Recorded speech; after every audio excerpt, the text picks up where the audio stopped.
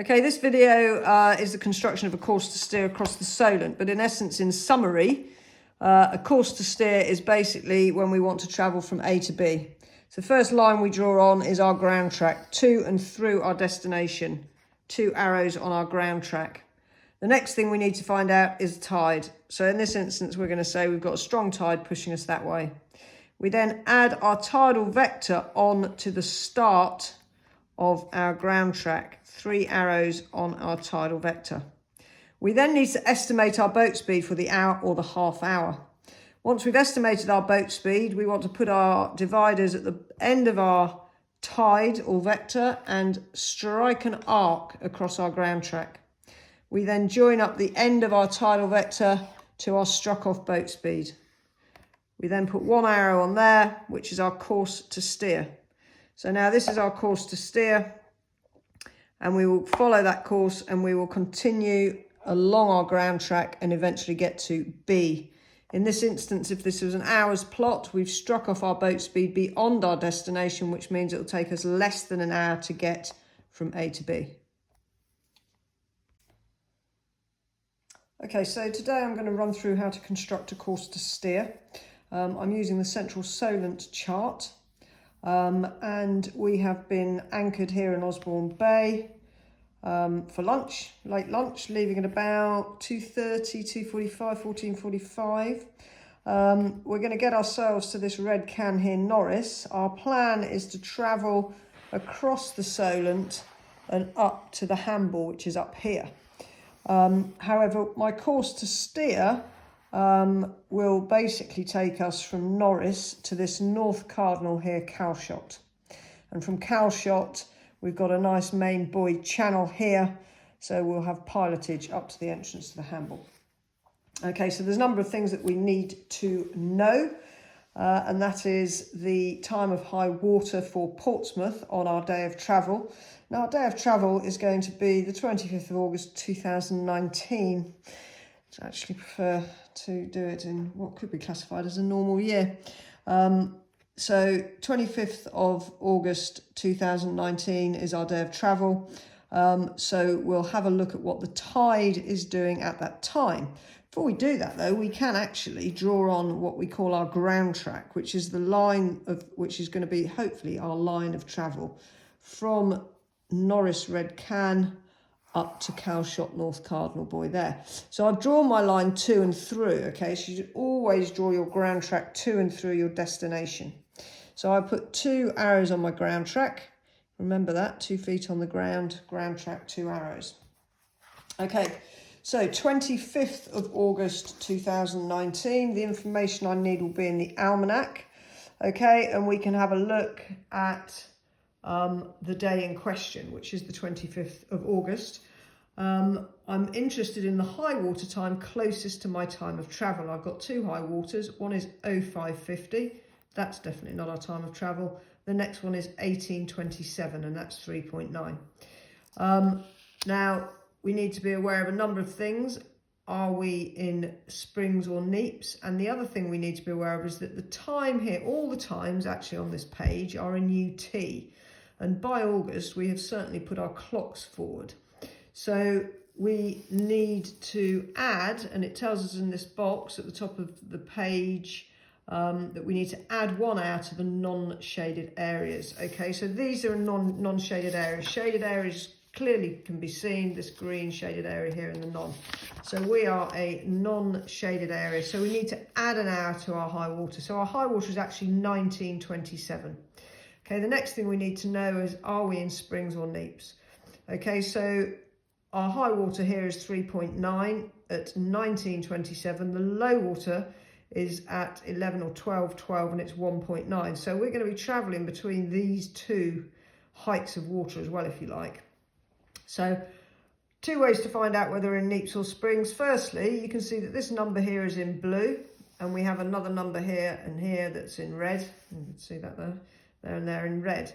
And then if we look at this little box here at the top of the page to the right, it says that dates in red are springs and dates in blue are neaps. So we know that our day here, basically it says it's full neaps here, because these others are all in black, as you can see.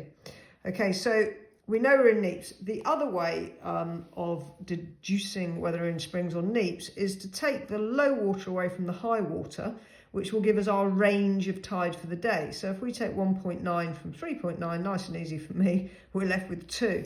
So we can actually look at, because these are the tides for Portsmouth, okay? We can actually look at the range for Portsmouth in terms of its spring or neap. So if we look at this little box here, what we've got is our mean ranges for Portsmouth. Springs, the mean range is 3.9, and neaps, the mean range is 1.9. So actually we're very close to it with our range of 2. Okay, so we know that we're in neaps. We know that our high water time is 1927. So we're going to be travelling at, as I said, sort of 1445 to 1500. So we need to work out what hour we're going to be travelling through. Now, it's quite easy to get this wrong. So I always find the best way is to draw it out on a piece of paper, particularly if you're doing an exam. Okay, so the times that we're given in the almanac is, if you like, the middle of the hour. So basically the time of high water is the middle of an hour of tide that'll run. So it'll be half an hour before, the hour of high water will be half an hour before and half an hour after high water. Okay, so we look at our high water time here of 1927, half an hour before that, 1857, half an hour after that, 1957. So our hour of high water will run from 1857 to 1957. We're not travelling then. We need to find the hour that we are actually travelling. So let's say, for the sake of argument, to make it easier, it's say 1500. By the time we've upped our anchor, got ourselves to Norwich Red Can, it's going to be 1500. So we need to go back in time. So if we go back 1857, 1757, 1657, 1557, 1457, 3 minutes before 1500. So this is the start of the hour of tide that we'll be sailing through. Okay, and that's taken us to high water Portsmouth -4. So high water -4. So we need to know what the tide is going to be doing in this area that we're going to be moving through during high water -4. And again, our almanac gives us that information. It does have some small tidal stream atlas type things in it. You can get a much bigger A4 tidal stream atlas covering this whole area with a bit more detail. But basically what we've got here, we can see this is high water Portsmouth here, and then we've got -1, -2, -3, -4. So the -4 hour here is the hour that we're interested in. And we're travelling across this part of the Solent here. So we want to have a look at the detail on that particular part of the atlas. Okay, so we can see here we've got many arrows. Okay, each of these arrows, well not all of them, but a lot of these arrows have got numbers on them. The one that we're interested in here, 14 and 27. Now obviously that can't be 14 and 27 knots of tide. So we're looking at all tidal stream atlases actually are in tenths. So basically we've got 1.4 and 2.7 knots of tide. The lower number is always the neap tide strength, and the higher number the spring. You will see arrows without any numbers on them, and what you need to try and do is look at a similar size arrow. You can see here that there's an arrow here that's a lot bolder and an arrow here that's a lot bolder. These are indicating a stronger tide at that position. Okay, so the arrows that come up of the area that we're travelling are very similar size to this 1.4 and 2.7. So we're going to use 1.4 as our tidal stream rate. So we need to see what direction it's travelling in, and obviously the arrows will show you the direction of tide, but we need to be accurate with that. So we're going to use our plotter here, okay, and we're going to put our plotter up against the arrow. We can use the middle one, up against the arrow that we're going to use. Now, if it's a curved arrow, you want to put your plotter, one end of it to the back and the other to the front of the arrow. Make sure that you've got your plotter in the right direction. The arrows are going this way. Okay, so we've got our plotter on there. And then what we're going to do is we're going to turn our dial here, the central dial, as accurate as we can to north. Okay, should have put my glasses on. Okay, so that's as accurate as I can be to north. And then I can see my direction of tide. But actually, if I don't touch that at all, I can just take away that atlas there and I can put that on the start of my ground track. Okay, so my ground track's starting here at Norris, as we know. And I'm going to make sure to put my pencil on here, and that way I can move my plotter around to line the grid of north up with any lines on the chart. And actually, that's there quite good. So I'm going to draw a line here to represent the tidal vector.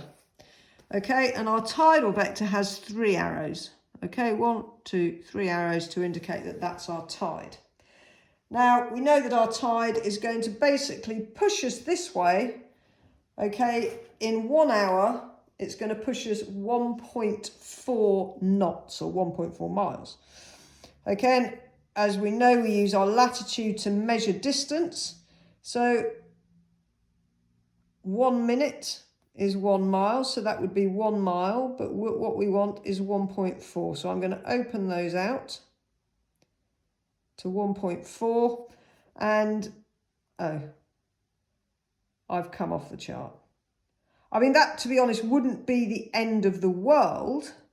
However, the situation that we have is that certainly this type of divider, which is actually great, it's quite accurate, but it really doesn't open that wide. But even these type of dividers, which sadly in this instance are broken, snapped, strange. But anyway, even if I opened those out to their full capacity, okay, I wanted to basically estimate my boat speed at 5 knots. I can only get about 4.6 out of that. So I can't do an hour's tide, but I can do a half-hour tide and journey. So if I want to do a half-hour tide and journey, I'm going to basically half my tide. So that's nice and easy. With 1.4, it becomes 0.7. Okay, and my boat speed, therefore, over half an hour, if I was going to do 5 in an hour, I'm going to do 2.5 in half an hour. Okay, so now I can measure out 0.7 for my tide. So we'll just bring that down to there, onto 0.7. We put that, the start of our tide on the buoy and strike off there. Okay, so basically in half an hour, my tide is going to push me as I cross along here. My tide will push me that way. And then I need to measure out my 2.5 knots of boat speed. So let's get those opened up a bit. So that's 2.345. Okay, so I put the dividers now at the end of my tidal vector and I strike an arc across my ground track. Okay, and then I simply join my end of my tidal vector to my struck off arc of my boat speed, and I draw that line there. Okay, and that, with 1 hour on it, is my course to steer. So I need to put my plotter, make sure that your arrow is facing the right direction. I need to put my plotter up against there, turn my dial to north, get it as straight as I can. Okay, helps if I stay on the line. Get that as straight as I can using the lines on the chart. Okay, and here I can read off about 324. So that's 324 degrees, and that's true because, as we know, everything on paper is true. I haven't added or subtracted, depending on your variation, deviation, any of that. So that's my true course to steer. I would need to look at my variation, which I would get from the compass rose on the chart, which on this chart is here. Okay, and this is my variation here, and then I'd need to look at my boat's deviation table. The other thing to be aware of is one thing we can do when we're using this latitude scale is we can work out timings. Well, I've done a half-hour plot, and as you can see, we haven't reached the North Cardinal yet. So therefore, it's going to take us over half an hour to reach the North Cardinal at 5 knots. Okay, other things just to be aware of is that this is a main shipping channel here and here, up and out of Southampton, so be aware that you might have big boats on your port or starboard side and you will be the giveaway vessel. Also be aware that the tide will run stronger in the deeper water than it will in the shallower water. So it's always a good idea to take fixes, 3-point fixes, transit fixes, back bearings or whatever to check that you're still on your ground track here. Okay, I mentioned that this is shallower water, and actually this is very shallow water. If I zoom in there, you can see here that the datum is 1.1, 0.9, 0.6. If you go off track a bit, there's a drying bank here. So it's well worth, as I say, knowing where you are, but also working out that you have enough water. Probably 0.5 clearance is fine, but you definitely need some tide on top of that. So always do your tidal curve to make sure that you've got enough water under your keel. Now, just a very quick addition to this that I want to do is what I call a quick course to steer. So working a quick course to steer, you can't work out ETAs, whether you're going to get there. All I'm going to do is use units on the side of this plotter. I'm going to use the same unit for tide as I do for boat speed. So I can use the whole tide now if I'm just using these little units. So we said that we had 1.4 of tide. Okay, so I can use 1.4, which would take my tide to there. And we said we were doing 5 knots boat speed. Okay, so if let's say I'll start at 10 here and I'll go to 5, which is just here. You can see that under there. So 10. I want 5 of these units, 1, 2, 3, 4, 5. So I want my 5 to do the same, like an arc across your ground track. Okay, so I'll put my pencil there, make sure the plotter doesn't move anymore. And then I draw my line there. Now you can see these two lines are exactly parallel. So that's a quick course to steer, just using different units. And your course will be exactly the same as if you spend ages measuring out. So I hope that was helpful. I've written a blog on this as well, which is on our website, which is www.nomadsailing.co.uk. And, you know, given the current situation, if you need any help with any theory, just give us a ring. We're not doing an awful lot else. Thanks very much. Hope that was helpful.